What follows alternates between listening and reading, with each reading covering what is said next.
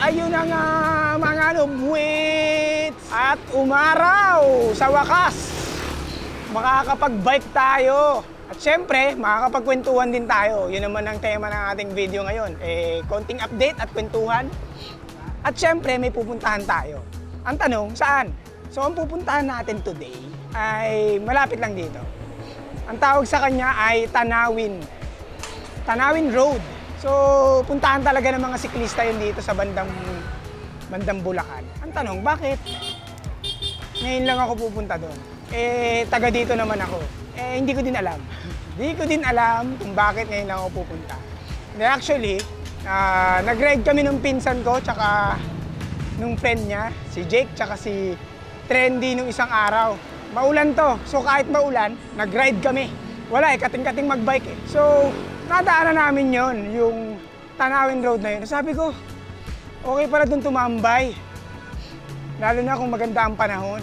Kasi nung pumunta kami doon, wala nga. Basa, maputik kasi maulan ngayon, medyo kitang-kita nyo naman, napakaganda ng panahon.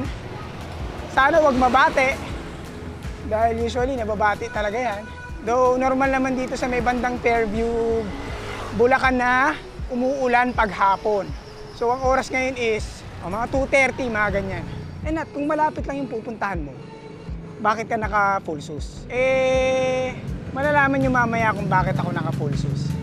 Anyway, isang reason kung bakit naka full shoes ako, tinetest ko yung gulong. Meron akong tinetest na gulong kasi nga nagpalit ako ng gulong from 29 to 27.5. Magkakaroon tayo ng video na yan. Meron man lalagay ko na dyan sa cards. Kaya kung wala pa yung video, abang-abang, mag-subscribe na kayo. Kasi konting-konti na lang, magwa 100,000 na tayo. So sana manatiling ganyang kaganda ang panahon para makapag-ride tayo ng maayos. At di tayo sana ulanin. Gayun pa man, may fender naman tayo sa likod. Which is hindi naman talaga para yan dyan sa full suspension. Pang gravel talaga yan, pero kaysa wala. Yan lang yung fender na meron ako ngayon sa bahay. Gawa ng, naglilipat kasi ako. So yung mga gamit ko, na-split na sa dalawang bahay. So, ang hassle na kung kukunin ko pa yung mga ibang gamit ko. So, ito na yung kwento ng paglipat natin. So, originally ang plan, tatapusin muna yung kwarto ko bago ako lumipat. Pero sabi kasi nung bayaw ko at kapatid ko, ano na lang daw, gamitin ko na daw yung isang room muna. Para at least nandun na ako sa bahay habang ginagawa yung kwarto. So, syempre pumayag na ako.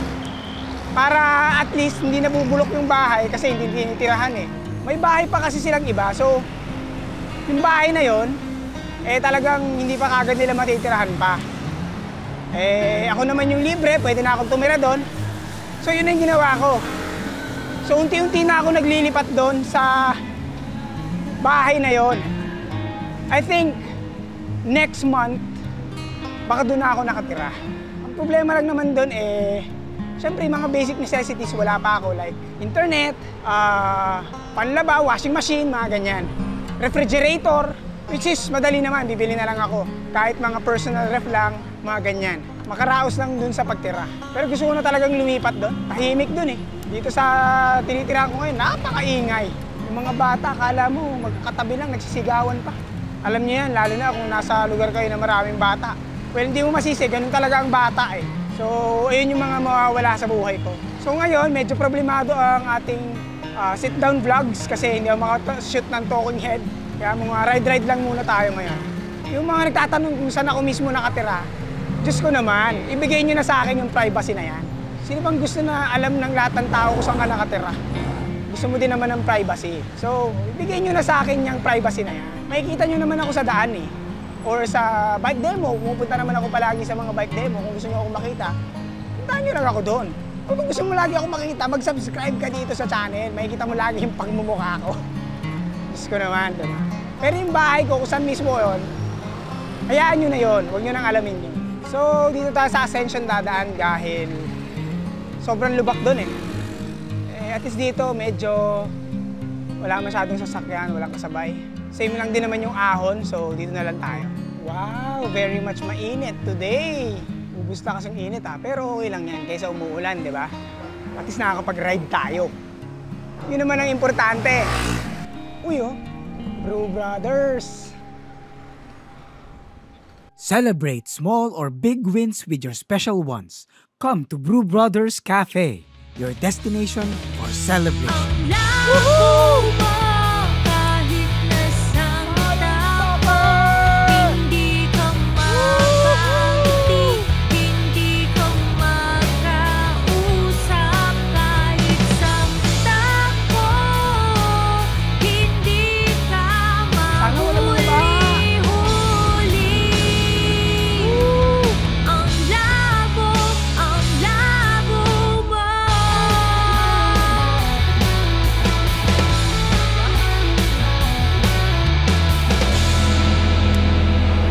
Ano, na-miss nyo ba yung dalaw?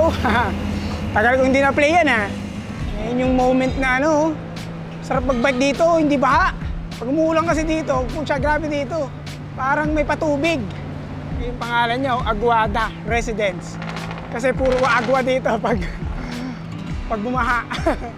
So ito talaga ang reason kung bakit ako naka-full shoes. Mamaya makikita nyo yung daan dito, talagang grabe. Ano, tulad nyo, puro butas. Puro drainage system, may matataas na ganyan. So, yung full shoes magsashine talaga rito. Makakapasok ako doon. Yes, sir. Ay, naku, humarang yung bakal.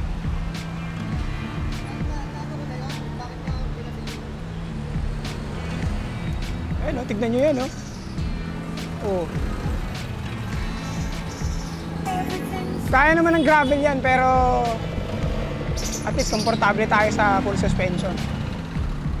Ay, puro bakal, shit. Ano, parang trail dito. Grabe. Okay lang na nag-full sus ako.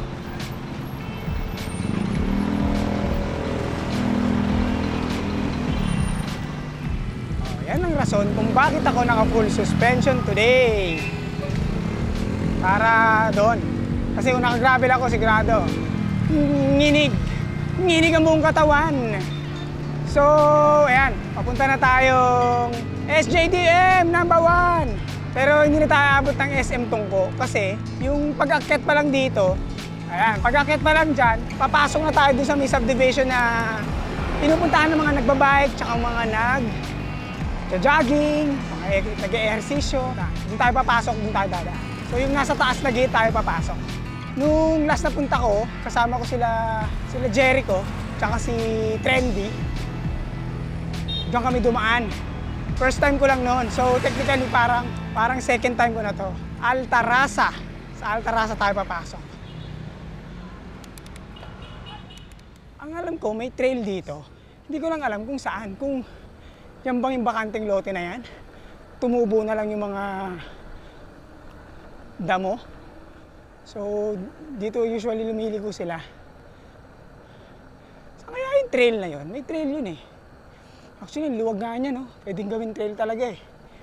Pero, siyempre, private property to. Hindi mo naman pwedeng basta-basta gawing trail yan. Unless ipapaalam mo sa mismo village. Pero alam ko meron yung trail somewhere dito eh. Hindi ko lang alam kung saan yung daan. Or mali ako. Hindi dito yon. Comment nyo nga sa baba kung may trail nga dito o iba yung nakita ko. Kasi hindi ko maalala talaga eh. Pero kung may trail nga dito, edi okay. Sarap mag-bike dito. Ikot-ikot ka dyan oh. Next time. Kasi mukhang uulanin tayo. Ano ba naman yan? Pagdasal natin na wag. Para kahit papano hindi tayo basa uuwi. Pero kung pauwi tayo na basa, okay lang siguro. Gawa ng pauwi naman na. Pero ngayon papunta, sana wag muna ang ulan. Hassle kasi yun. Ito na yung mismong tanawin eh. Hindi ko sure ha, pero alam ko ito na yun. Or may konti pang andar. Iko-correct naman tayo ng text na yan eh, kung tama ba yung sinasabi ko. Yun, umara ulit. Nice! So, dapat dito ka liliko. Kaso, dumiretso ko. Tanga eh. Huwag sanang umulan. Para makatambay tayong konti doon. Kasi puntahan talaga ng mga nagbabike to. This video is brought to you by Pretty Petty the Podcast, ang podcast na nagbibigay opinion na hindi nyo naman hinihingi. Kung gusto mong matawa at matuto, punta ka lang sa description for the Spotify link. So malapit naman na tayo. So enjoy na natin tong ahon. So medyo naligaw ako. Hindi ko alam kung saan yung daan. May mali akong nilikuan doon, pero may daan pa rin naman dito. Yun lang, ahon.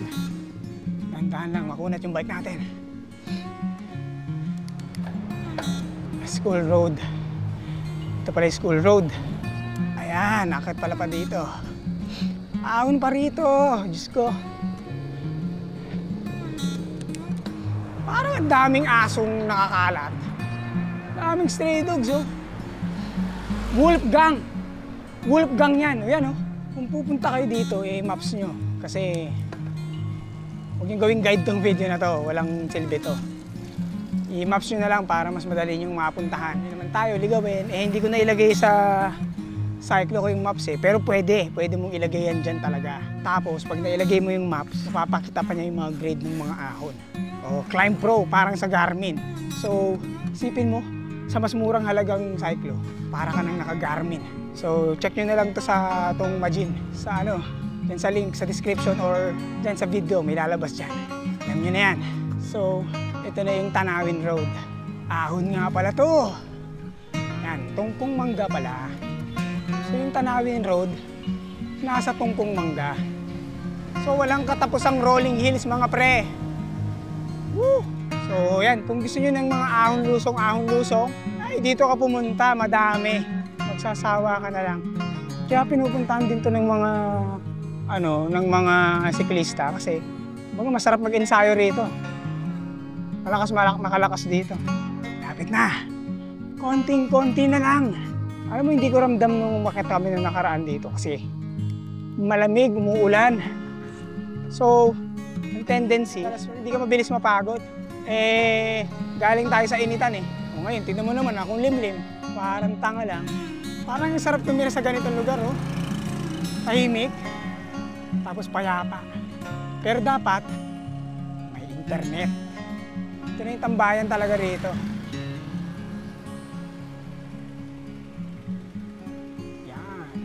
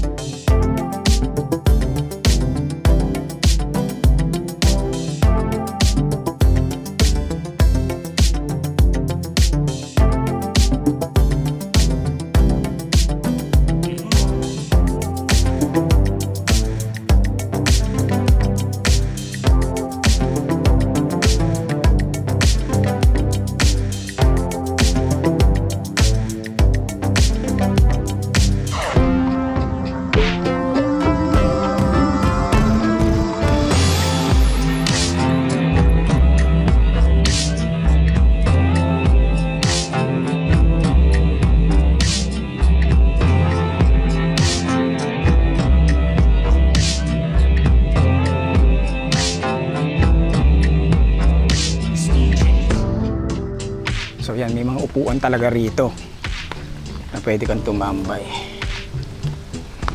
Sabit mo lang yung bike.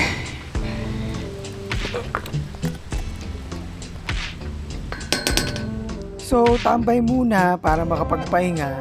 Meron din namang mabibilan ng pagkain dito kasi may mga tindahan din naman. Pwede kang bumili ng soft drinks dyan at mga chichirya kung gusto mo. Ensayuhan din talaga to ng mga siklista kaya dito sila pumupunta. In fairness, umaraw. Talagang tambayan lang talaga dito sa lugar na to. Motor, kotse, mga bike.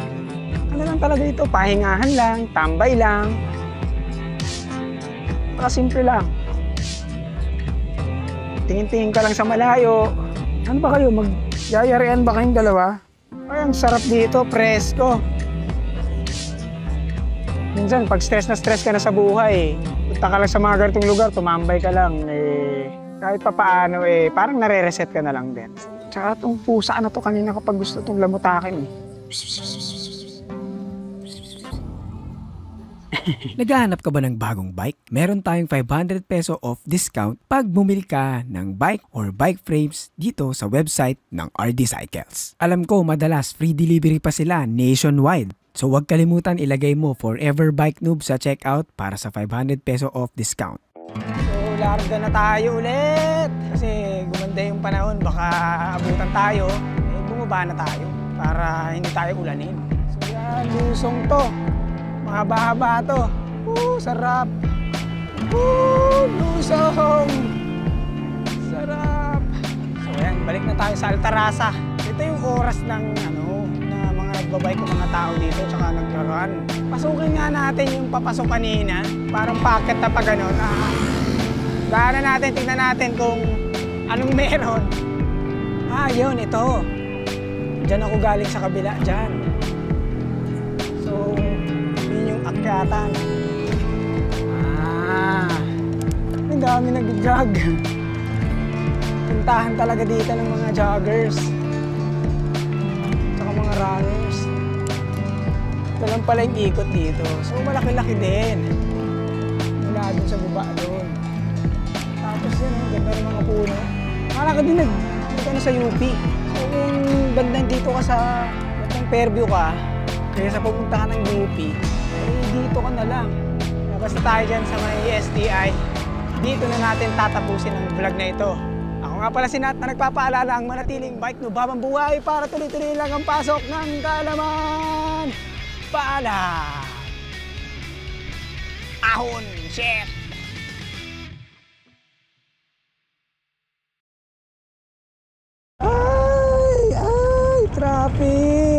Traffic!